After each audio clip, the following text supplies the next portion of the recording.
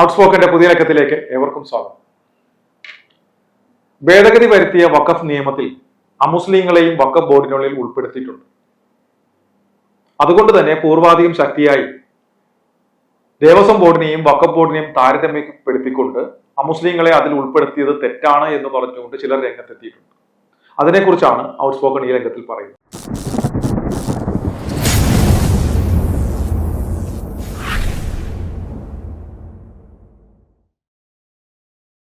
പണ്ടൊരു ചൊല്ലുണ്ട്, അന്തി വരെ വെള്ളം കോരിയിട്ട് അന്തിക്ക് കുടമിട്ടുടയ്ക്കരുതും. അതുപോലെയാണ് നമ്മുടെ ചില ആളുകളുടെ അനവസരത്തിലെ അനാവശ്യ പ്രസ്താവനകൾ. വളരെ നിർണായകമായ ഒരു സമയത്താണ് കത്തോലിക്ക സഭ വഖഫ് നിയമ ഭേദഗതിയെ പിന്തുണച്ചുകൊണ്ട് രംഗത്തെത്തിയത്. ഒപ്പം കേരളത്തിൽ നിന്നുള്ള എംപിമാർ വഖഫ് നിയമ ഭേദഗതിയെ പിന്തുണച്ച് വോട്ട് ചെയ്യണമെന്ന് ഔദ്യോഗികമായി KCBCയും CBCയെയും ആവശ്യപ്പെടുകയും ചെയ്തു. ആ ആവശ്യത്തിന് ഒരു വിലയും കൊടുക്കാതെ കോൺഗ്രസ് നേതൃത്വം നിർദ്ദയം അതിനെ തള്ളിക്കളഞ്ഞുകൊണ്ട് ലോക്സഭയിൽ വഖഫ് നിയമ ഭേദഗതിക്ക് എതിരായ നിലപാടാണ് അവർ സ്വീകരിച്ചിരുന്നതെങ്കിലും KCBCയുടെയും CBCയുടെയും ആ ഒരു അഭ്യർത്ഥന വളരെ വലിയ ഒരു എഫക്റ്റ് ആണ് ഭാരതത്തിലും പാർലമെന്റിനുള്ളിലും ഉണ്ടാക്കിയത്. അതിന്റെ എല്ലാ ശോഭയും കളയും വിധമാണ് ബഹുമാനപ്പെട്ട നമ്മുടെ ഒരു വൈദികന്റെ ഭാഗത്തു നിന്നും ഇന്ന് മാധ്യമത്തിന് മുന്നിൽ ഒരു പ്രസ്താവന വന്നിരിക്കുന്നത്. അദ്ദേഹത്തിന്റെ വാക്കുകളിലേക്ക് നമുക്ക് പോകാം. ഒരു ഓപ്പൺ സപ്പോർട്ട് കൊടുക്കാനല്ല ഒരു കാരണവശാലും നമ്മൾ ആഗ്രഹിക്കുന്നത്. മറിച്ച് ഈ കാര്യങ്ങളിൽ ജനങ്ങളുടെ വേദനയും ദുഃഖവും വിഷമവും എന്താണെന്ന് മനസ്സിലാക്കി അതിനെ അഡ്രസ്സ് ചെയ്യാൻ വേണ്ടിയിട്ടാണ് സഭ തീരുമാനിച്ചതും അതിനുവേണ്ടിയാണ് നമ്മൾ ഐക്യദാർഢ്യം പ്രഖ്യാപിക്കുകയും ചെയ്തത്. അതുകൊണ്ട് തന്നെ ആ നിലപാടിൽ നമുക്ക് മാറ്റമില്ല. മറിച്ച് അതുകൊണ്ട് ഞാൻ പറയും, ഇത് ഏതെങ്കിലും ഒരു മതവിഭാഗത്തിനെതിരെ അല്ല, ഏതെങ്കിലും രാഷ്ട്രീയ പാർട്ടിക്ക് അനുകൂലമായിട്ടും ഇതിനെ വ്യാഖ്യാനിക്കുക. ഭേദഗതി ഒരു മതത്തിനെതിരായിട്ട് മതത്തിന്റെ അവകാശങ്ങളിലുള്ള കടന്നുകയറ്റമായിട്ടാണ് അവർ വ്യാഖ്യാനിക്കുന്നത്. അവർ ആ മതം നിയന്ത്രിക്കുന്ന വഖഫ് ഭൂമിയുടെ അവകാശങ്ങളിൽ കടന്നു കയറാൻ കഴിയുന്ന ബോർഡ്, അതിനെ നിയന്ത്രിക്കുന്നതാണ് വഖഫ് ബോർഡ്. ആ വഖഫ് ബോർഡിലേക്ക് മറ്റു മതവിഭാഗങ്ങളെ കൊണ്ടുവരുമ്പോൾ അത് ആ മതവിശ്വാസത്തിലുള്ള കടന്നുകയറ്റമല്ലേ? ആശങ്കകൾക്ക് തീർച്ചയായും കാരണങ്ങളുണ്ട്. നമുക്കറിയാമല്ലോ, ദേവസ്വം ബോർഡുകളുണ്ടല്ലോ.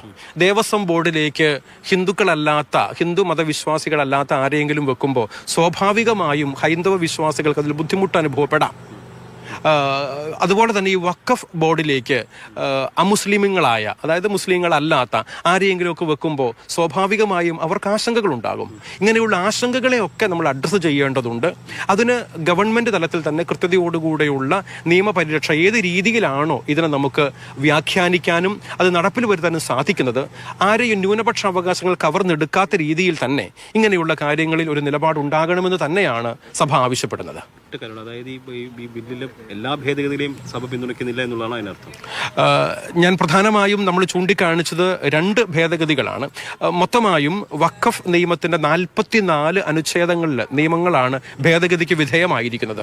അതിൽ ജനങ്ങളുടെ ഏറ്റവും അത്യാവശ്യമുള്ള 5 ഭേദഗതികൾ നമ്മളും ചൂണ്ടിക്കാണിച്ചിരുന്നു.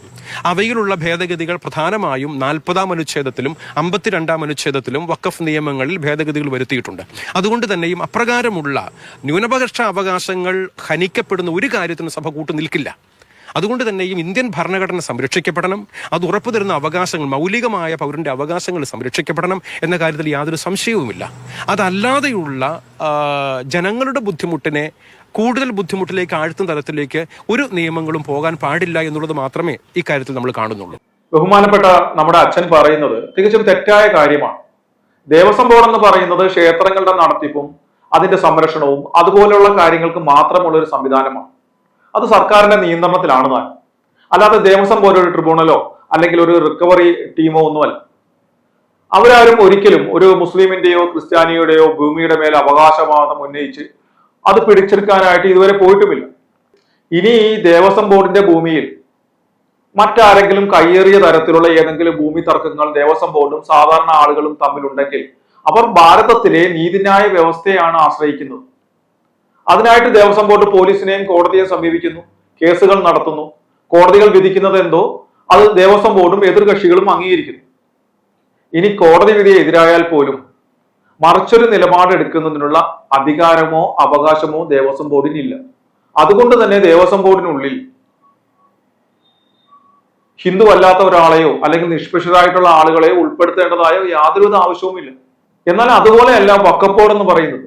അവർക്ക് ഹിന്ദുവിന്റെയും ക്രിസ്ത്യാനിയുടെയും ഭൂമിയുടെ മേൽ അവകാശവാദം ഉന്നയിക്കാം.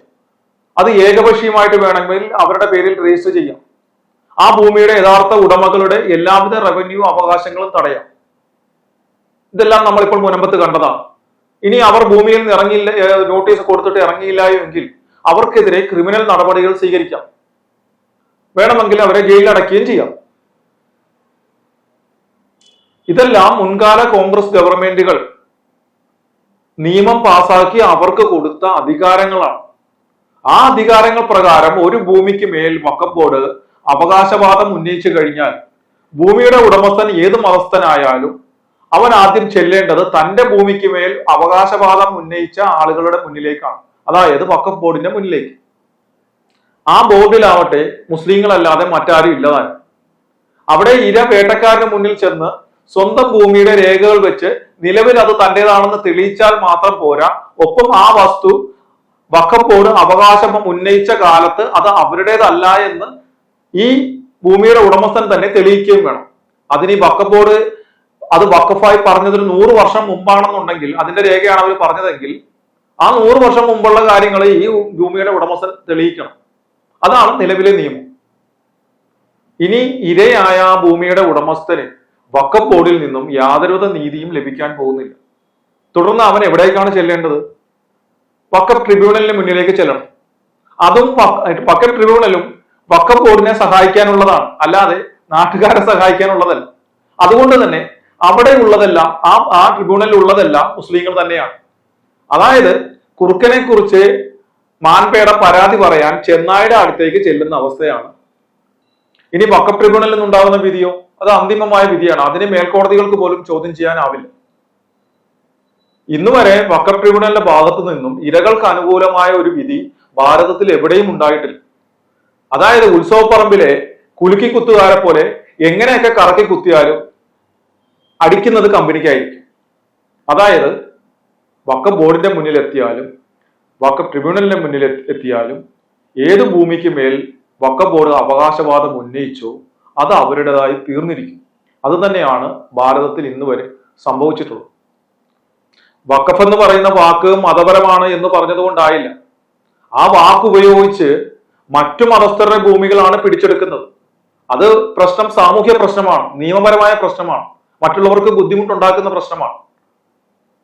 അതുകൊണ്ട് തന്നെ വഖഫ് ട്രിബ്യൂണലിൽ നിന്നും നീതി ഉറപ്പുവരുത്തുവാൻ നിഷ്പക്ഷരായിട്ടുള്ള ഇസ്ലാം മതസ്ഥർ അല്ലാതെയുള്ളവരെ ട്രൈബ്യൂണലിൽ ഉൾപ്പെടുത്തേണ്ടത് ആവശ്യമാണ്.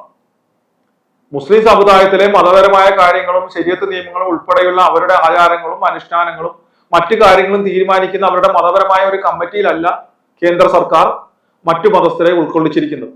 മറിച്ച് രാജ്യത്തെ ഭരണകൂടം ഉണ്ടാക്കി വെച്ച ഒരു നിയമത്തെ ഉപയോഗപ്പെടുത്തി ആ നിയമത്തെ ഉപയോഗിച്ച് മറ്റു മതസ്ഥർക്കും പൊതുസമൂഹത്തിനും ബുദ്ധിമുട്ടുണ്ടാക്കുന്ന കാര്യങ്ങൾ ചെയ്യുന്ന വഖഫ് ബോർഡ് പോലെയുള്ള ഒരു സംവിധാനത്തിലാണ് മറ്റു മതസ്ഥരെ കേന്ദ്ര സർക്കാർ കൊണ്ടുവരാൻ തീരുമാനിച്ചത്.